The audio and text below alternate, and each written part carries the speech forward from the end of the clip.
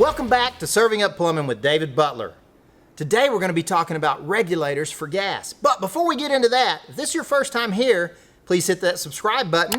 If there's something that you really like that you see, please give it a thumbs up. Also, if you want to leave a comment about something you'd like to see in the future, I'd love to hear about it and we'll see if we can work it in. Now what we're going to talk about today is gas regulators. Now gas regulators have come into play a lot more than they ever used to be. These days we're always installing tankless water heaters, we're installing generators, things that require a lot of gas. And when we do that, we're tying onto an old system that wasn't sized for it. So the only way we can do that is by increasing the pressure on the system. We call that a hybrid gas system. That means it has both 2-pound pressure system and it has low pressure. And to do that, we've got to use regulators. Now there's two kinds of regulators primarily.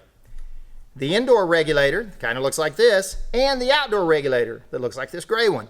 Now, sometimes too, you can modify these to make this an outdoor and this an indoor, but there's special things you've got to do. So that's what we're going to talk about today, and let's get more in depth into it now. All right, let's get into these regulators. Now, as you can see here, you can see several different kinds on the table here.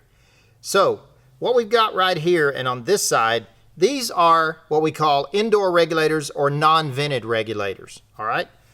These are what we use when we're inside the house the majority of the time. So you've got multiple different kinds as you can see. This is just a different brand. This is another kind of brand. Now, the one thing I do want you to understand, this small little regulator here, this one right here, I've just got this in here for one reason. This is a regulator that goes on a gas appliance, okay?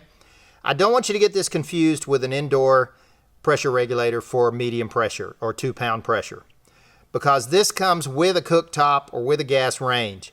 You don't want to use this to reduce your pressure. This is just a modulating gas valve. It just kind of smooths out the flow for when you're running one burner or whether you're running 4 burners. So these gas regulators are small. They usually look a little different. They don't have the brass removable piece right here that we'll talk about more in a minute. But don't get this confused with your pressure regulators for hybrid systems. We're going to set that to the side now. Now let's talk about these. These are our indoor pressure regulators. If you'll notice, all of them have this small little brass plug in them. Well, that's not a plug. This little regulator right here is actually, this little piece that's the brass piece right here, that's actually what we call a ball check. It's actually got a little brass ball in it that you can hear, or it's actually stainless steel, that goes back and forth. It is in here, and that's what is your vent limiter, is what we call this. That's the vent limiter. That way it prevents it from venting any gas into the home. Now, that's required to be in place if you put this indoors. Now, as I said earlier, this regulator can work indoors or outdoors. But if you're going to install this type of regulator or this one outdoors, you see this one has the large brass vent limiter also. You have to remove the vent limiter. And most of them come with a little plug like this, a vent cap that snaps into place like that. Now this one's ready to be an outdoor regulator. If you install it outdoors, you cannot leave this in place. You have to remove the vent limiter and you have to put this in. Now we've actually got a vent. This opens to the atmosphere and it will vent gas in the event that it needs to modulate the pressure, regulate it. You can do that with any of these. The brass vent limiter screws out of this one also, the same way. Again, these are different brands, but they all have similar things with them. Now, one thing also, if you're installing this indoors, it has to be installed in the horizontal position with this upright. You can't install it like this, you can't install it like that, and never install it like this, upside down. They do have a flow, since I've got it upside down right now, you can see that. They do have a flow arrow. You have to make sure that's in the proper direction also. But you have to install this indoors horizontally like this. Now, if you install it outdoors and you use this vent limiter, you can install it sideways, vertical, any way you need to. That's perfectly fine if it's outdoors and has the vent limiter removed. But if you don't, just for the why on that, if you don't install it horizontally on this, as I said, remember you can hear that? Gravity is what makes this work. That tiny little ball in there needs to fall down unless it has a little bit of gas pressure on it. So you have to install indoor units in the horizontal position. Once you do this and remove the vent limiter outdoors, you can install it in different directions. Now you'll notice we've got a couple of different sizes here. This one's 1/2 inch, this one's 1/2 inch. Now this one's a larger 1 1/4 inch one.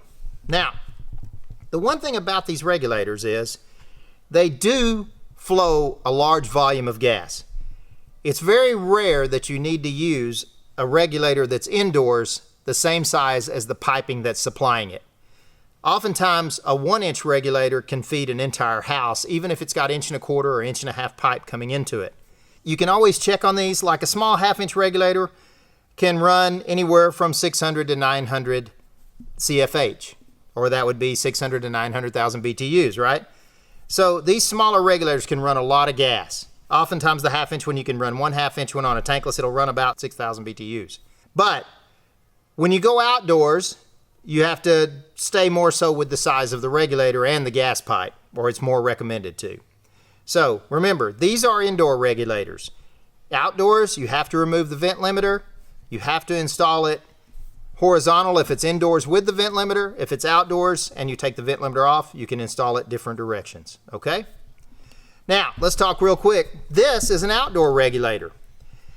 Looks a little different. You notice it has what says vent right there. And that actually is, if you take that screen out, it actually has threads in there. This is an outdoor regulator though. It looks just like the one the gas company uses out at the meter.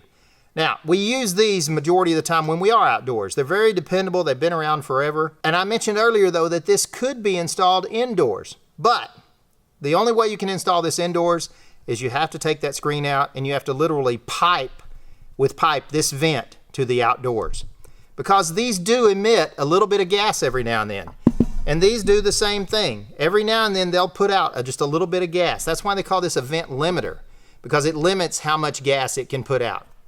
So they can spit a little gas out that you can notice every now and then. Therefore, you do have to vent this outside. Again, sizing of these regulators. With the outdoor regulators, we generally just keep them the same size as the pipe that we have outside. If it's 1 inch, we do a 1-inch regulator. If it's 1.25 inch, we do 1.25 inch, and so on with 1.5 inch and 2 inch. But again, with the indoor regulators, oftentimes we can use a smaller size regulator than the actual pipe coming in, because oftentimes I've done 1.5 inch pipe, reduced down to a 1-inch regulator, and then go back up to the 1.5 inch pipe to feed the house. Works awesome. You've got on a 1-inch indoor regulator like this, it will carry right at 1,000 CFH or 1,000,000 BTUs. So that's a tremendous amount of gas volume when you're running medium pressure. So, indoor regulators, vent limiter, maintain the smaller size. It saves you money, saves you time and fittings. And also the outdoor regulator. Can be used indoors with the proper venting. This one can be used outdoors when you remove the vent limiter and put in the vent cap plug. This is even threaded in here also, so you can even use small 1/4 inch pipe fittings to do this same thing. That's all we need to know about regulators, just about, because that's what's going to take care of you when you're running hybrid gas systems.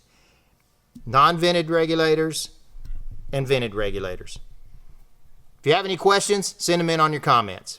I do want to mention one more thing about these gas regulators. If you'll notice, most all of them have some type of removable plug on the top of them right here. All of these are adjustable to an extent. This one even too, these larger ones. But I don't recommend adjusting these gas regulators. These gas regulators come preset. You'll notice they have a stamp on them right here. Most of them are somewhere between a 4-inch water column and a 16-inch water column. So 6 to 16 or 4 to 16, 4 to 14.